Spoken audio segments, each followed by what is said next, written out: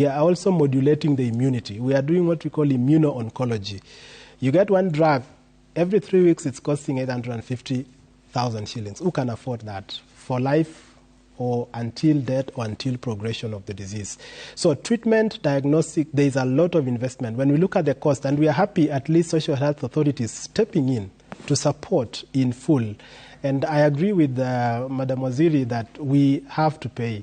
We have to ask Kenyans to contribute. We have to be responsible for our health. If there is any taxes that are, returns are almost immediate, it is this one. As much as all of them are important because it contributes into quality of healthcare in general.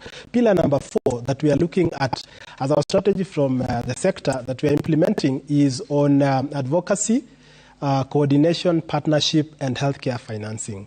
And this is relevant at this point. We have to get resources. Our strategy is cost at 49 billion over the next 5 years. And for us to be able to implement this strategy to the latter, we need resources. And this is where now we are bringing together all stakeholders, government, non-government, state, non-state actors, including pharmaceutical companies who are also reaping heavily, in treatment. We are currently working with Roche, for instance. They have, programs, Roche and AstraZeneca. They have programs that are actually, we call them access programs, accepting a drug that could, Kenyans could not afford. Affordable. Right now, they are getting it at 33,000. When it came into market, Dr. Ocheng and Dr. Busakala and us who've been in the practice for quite a while, when we started our practice, nobody could afford that drug. Because we are looking at 500,000 shillings, but right now it is at 33,000 and it is covered by NHIF comprehensively. It's a life-saving drug.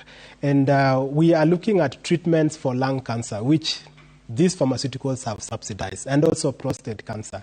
So we are having that discussion to make sure that anybody who is investing in cancer care, we can cost and know it is it's going to reduce this. And we are engaging into more access programs. That is the direction. It's one of the strategies, as we also do pooled procurement for cancer drugs. Very important, because when we, economies of scale would